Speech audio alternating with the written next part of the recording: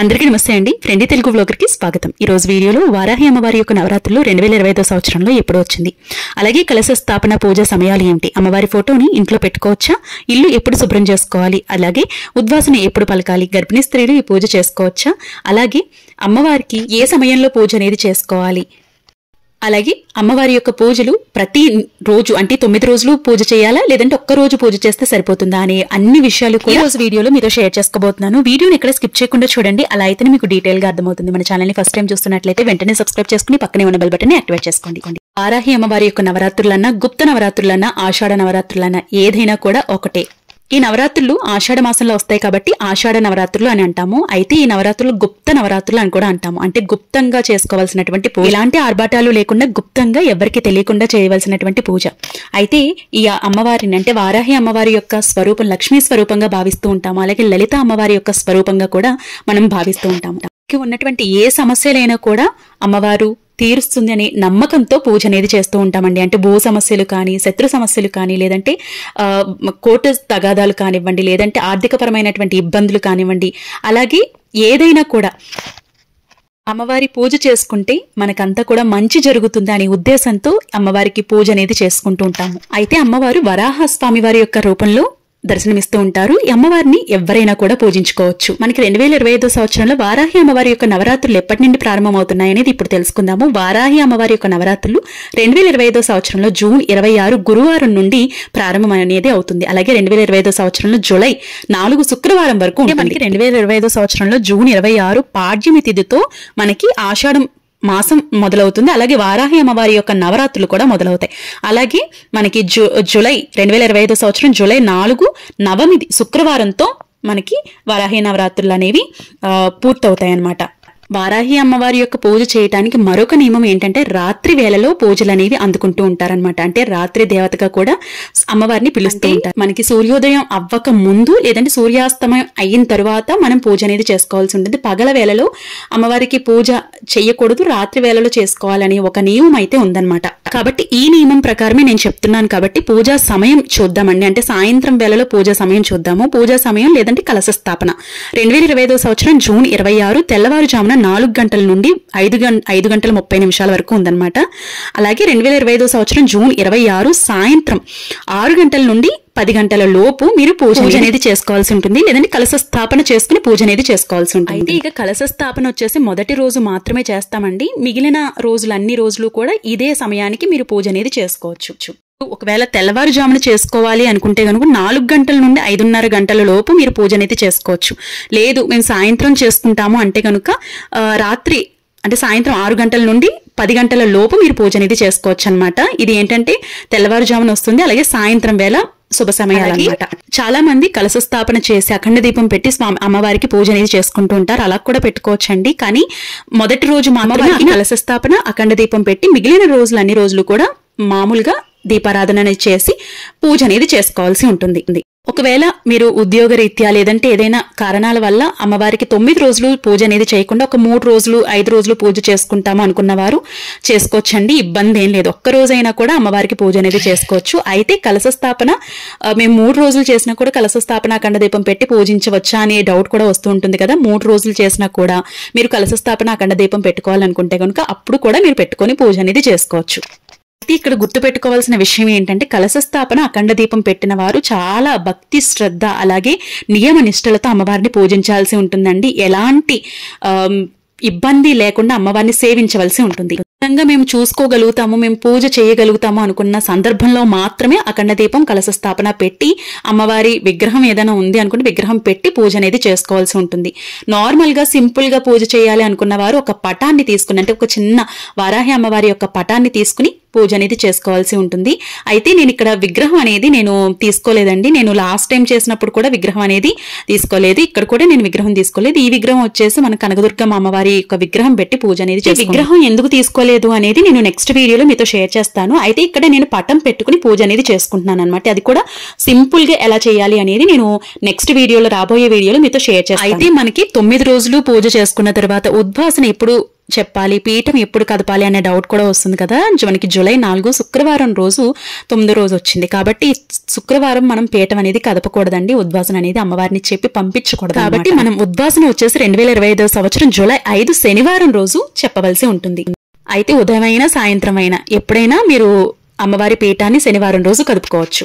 అయితే అమ్మవారి పూజను ఎవ్వరు చేసుకోవాలి అనే విషయానికి వస్తే ఎవరైనా చేసుకోవచ్చండి. అమ్మవారి పూజ పలానా వాళ్లే చేయాలని నియమం ఏమీ లేదనమాట. ఎవరైనా అమ్మవారి మీద నమ్మకం ఉన్నవారు ఎవరైనా కూడా పూజ అనేది చేసుకోవచ్చు. అలాగే చాలా తేలికగా మనం ఇంట్లో ఎలా అయితే దీపారాధన చేసి తేలికగా చేసుకుంటామో అలా తేలికగా చేసుకోవచ్చు అనమాట.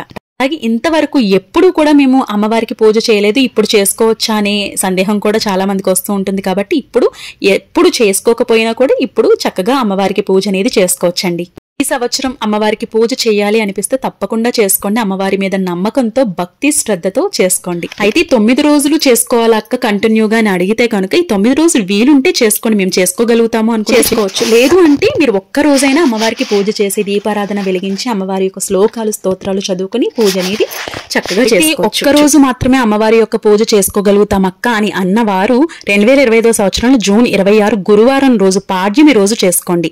లేదు అంటే జూన్ 30వ తారీఖు అంటే సోమవారం మనకి పంచమి తిథి వచ్చింది, ఆ రోజునన్నా చేసుకోండి. లేదు ఇది కూడా కుదరదు అనుకున్న వారు 2025వ సంవత్సరం జూలై 3 గురువారం అష్టమి రోజు వచ్చిందండి, ఆ రోజన్నా చేసుకోవచ్చు. ఎందుకంటే ప్రతి ఒక్కరికి కుదరాలని రూల్ లేదు కాబట్టి మీకు ఈ తిథిలో ఈ తేదీల్లో మీరు పూజ అనేది చేసుకుంటే సరిపోతుంది. ఈ 9 రోజులు కూడా అమ్మవారి యొక్క స్వరూపాన్ని పూజించడం వల్ల ఎంతో శక్తివంతమైనటువంటి రోజులు కాబట్టి ఏ రోజైనా అమ్మవారిని పూజించవచ్చు.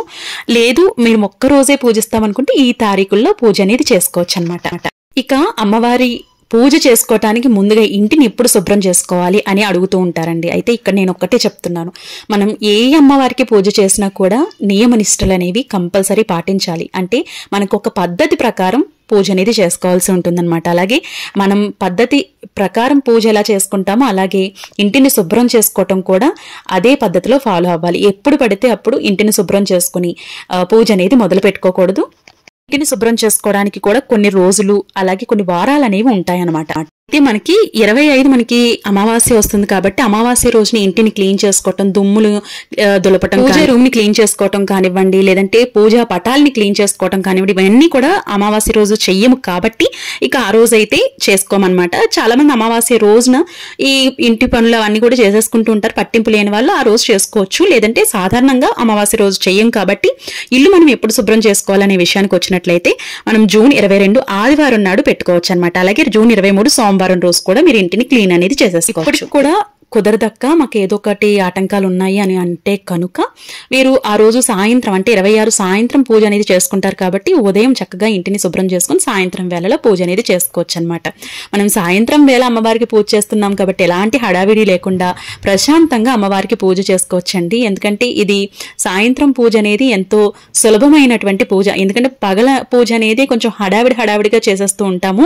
సాయంత్రం పూజ అనేది ఎంతో విశేషంగా అమ్మవారికి పూజ అనేది చేసుకోవచ్చు. ప్రశాంతంగా అమ్మవారి దగ్గర కూర్చుని పూజ చేసుకుని శ్లోకాలు స్తోత్రాలు చదువుకోవచ్చు అన్నమాట. అయితే అమ్మవారికి మీరు పూజ చేయాలి అనుకుంటున్నప్పుడు చాలా సింపుల్ గా మీరు పూజ మందిరంలోనే పూజ అనేది చేసుకోవచ్చు అనమాట. నిత్య దీపారాధన ఎలా అయితే చేస్తారో అమ్మవారి పటం ముందు దీపారాధన అనేది చేసుకోవచ్చు. ఒకవేళ మేము అనుకుని ఒక దీక్షలాగా చేసుకుంటాము అనుకుంటే ఖచ్చితంగా నియమనిష్టలు అనేవి పాటించాలి. అలాగే ఒక పీఠాన్ని ఏర్పాటు చేసుకుని ఆ పీఠానికి చక్కగా అలంకరణ అనేది చేసి అఖండ దీపం అలాగే కలశ స్థాపన చేసి నియమ నిష్టలతో అమ్మవారికి పూజ అనేది చేయవలసి ఉంటుంది. అయితే ఇక్కడ గుర్తుపెట్టుకోవాల్సిన విషయం ఏంటి అంటే ఒక దీక్షలాగా అనుకుంటారు కదండి. అయితే దీక్షను కూడా అమ్మవారి దీక్షను కూడా చాలా మంది తీసుకుంటూ ఉంటారనమాట. అది గురువుల యొక్క సహాయంతో గురువుల సలహాలతో ఆ పూజ అనేది చేసుకోవాల్సి ఉంటుందన్నమాట. ఈ 9 రోజులు పూజ చేయాలి అనుకున్న వారు 9 రోజులు కూడా తలస్నానం అనేది చేయవలసి ఉంటుంది. సాత్వికమైనటువంటి ఆహారం తీసుకోవటం, ఎవరితోని గొడవలు పడకుండా శాంతంగా ఉండి అమ్మవారి ధ్యానంలో ఉండటం, కాళ్ళకి చెప్పులు వేసుకోకూడదు, అలాగే శాంతంగా ఉండాలన్నమాట. ఇవన్నీ కూడా పాటిస్తూ అమ్మవారి పూజ అనేది చేసుకోవాలి. ఒకవేళ ఇవన్నీ కూడా మేము చేయలేము, అమ్మవారికి పూజ చేసుకోవాలని అనిపిస్తుంది, ఇన్ని నియమాలు అయితే మేము పాటించలేము అని అనుకుంటే కనుక సింపుల్ గా అమ్మవారికి పూజ అనేది చేసుకోవచ్చు, దీపారాధన చేసుకోవచ్చు. మనం నిత్యం పూజ ఎలా చేసుకుంటామో అలా అమ్మవారికి పూజ అనేది చేసుకోవచ్చు. కానీ కలశ స్థాపన అఖండ దీపం పెట్టుకోకూడదు. అయితే ఇక్కడ మరొక డౌట్ ఏంటంటే అమ్మవారి ఫోటో అన్నమాట. ఫోటో ఎక్కడ తీసుకోవాలక్క అని ఫోటో మనకి ఎక్కడైనా కూడా అవైలబుల్ గా ఉంటున్నాయండి ఇప్పుడు. అలాగే మీషోలో కూడా మనకి అవైలబుల్ గా ఉంటుందన్నమాట. అయితే మీరు ఈ అమ్మవారి ఫోటో తీసుకోవటం మీకు ఇబ్బందిగా ఉంది, కొంచెం ఇబ్బంది పడుతున్నారు అనుకుంటే కనుక మీరు అమ్మవారి ఫోటోయే కాకుండా లక్ష్మీదేవి అమ్మవారి పెట్టి కానీ, కనకదుర్గమ్మ అమ్మవారిని పెట్టి కానీ, లలిత అమ్మవారిని పెట్టి కానీ పూజ అనేది చేసుకోవచ్చు, ఇబ్బంది ఏం లేదు. విగ్రహం మాత్రం తీసుకోవద్దని నేను చెప్తాను. ఒకవేళ విగ్రహం పెట్టుకోవాలి అనిపిస్తే గనుక కనకదుర్గమ్మ అమ్మవారి కానీ, లక్ష్మీదేవి అమ్మవారి విగ్రహం కానీ పెట్టుకుని మీరు పూజ అనేది అమ్మవారి పూజ చెయ్యాలి అనుకున్న వారు నాన్ వెజ్ అనేది తినకూడదు. ఇంట్లో ఉన్న వాళ్ళు కూడా తినకుండా ఉండటం చాలా ముఖ్యం అన్నమాట. ఇంట్లో ఖచ్చితంగా నాన్ వెజ్ వండాలండి. కానీ నేను పూజ చేయాలనుకుంటున్నాను అంటే గనుక మీరు ఉదయమే పూజ అనేది చేసుకుని, మీరు పూజా మందిరాన్ని అంటే పీఠం ఏర్పాటు చేసుకోకుండా సింపుల్ గా పూజ చేసేసుకుని పూజ తర్వాత మిగిలినవి చేసుకోవచ్చు. అలాగే మీరు సాయంత్రం గనుక పూజ చేయాలి అంటే కనుక మీరు సాయంత్రం ఒకవేళ నాన్ వెజ్ చేసిన తర్వాత సాయంత్రం పూజ చేసుకోవాలంటే కనుక ఖచ్చితంగా మళ్ళీ ఇంటిని తడిబట్ట పెట్టుకుని తర్వాత ఎక్కడైతే నాన్ వెజ్ అదంతా ఉంటుందో అదంతా కూడా క్లీన్ అనేది చేసుకుని తలస్నానం చేసి అమ్మవారికి పూజ అనేది చేసుకోవాల్సి ఉంటుంది. అందరికీ అన్ని వెసులుబాట్లు ఉండవు కాబట్టి ఆ వెసులుబాట్లు మనం చేసుకుంటూ పూజ అనేది చేసుకోవాల్సి ఉంటుంది. నాకు తెలిసినంత వరకు ఇంట్లో నాన్ వెజ్ తినకపోవటం చాలా మంచిదండి. ఇది గుర్తుపెట్టుకోవాల్సిన విషయం.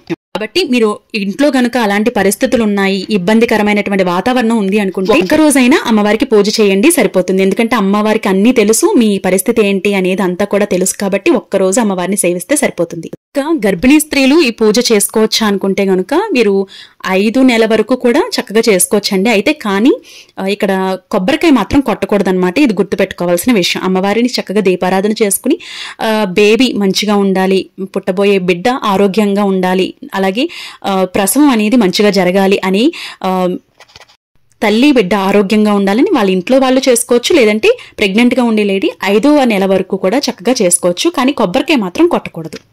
ఈ పూజకే కాదండి, ఏ దేవుడికి కూడా కొబ్బరికాయ అనేది కొట్టకూడదన్నమాట. ఎందుకంటే గర్భవతిగా ఉన్నప్పుడు మనం పూజ సింపుల్ గా చేసిన, పీఠం ఏర్పాటు చేసుకుని చేసిన, ఎలా చేసినా కూడా అమ్మవారి యొక్క దయ కరుణ మనకి కటాక్షం అనేది మనకి లభిస్తుంది. ధర్మబద్ధంగా ఉండే ఏ కోరికైనా ఏ సంకల్పమైనా తప్పకుండా తీరుతుంది. నవరాత్రులు అనేవి ఎంతో విశేషమైనటువంటి రోజులు, అలాగే ఎంతో శక్తివంతమైనటువంటి రోజులు కాబట్టి తప్పకుండా వారాహి అమ్మవారి యొక్క నవరాత్రులు అందరూ చేసుకుంటారని మనస్ఫూర్తిగా కోరుకుంటున్నానమాట. అయితే వచ్చే వీడియోలో సింపుల్ గా పూజ ఎలా చేసుకోవాలనేది నేను నెక్స్ట్ వీడియోలో మీతో షేర్ చేసుకుంటూ, మీకు ఏమైనా డౌట్స్ ఉంటే కమెంట్ సెక్షన్ లో అడగండి, తప్పకుండా రిప్లై అనేది ఇవ్వడం జరుగుతుంది. ఈ వీడియో మీకు నచ్చిందని అనుకుంటున్నాను. నచ్చినట్లయితే లైక్ చేయండి, మీ ఫ్రెండ్స్ అండ్ ఫ్యామిలీ మెంబర్స్ కి తప్పకుండా షేర్ చేయండి, అలాగే మన ఛానల్ ని సబ్స్క్రైబ్ చేసుకోండి. రేపటి ఒక మంచి వీడియోతో మళ్ళీ మీ ముందుకు వస్తాను. అప్పటి వరకు నమస్తే, థ్యాంక్ యూ ఫర్ వాచింగ్. ఓం వారాహి దేవియై నమః.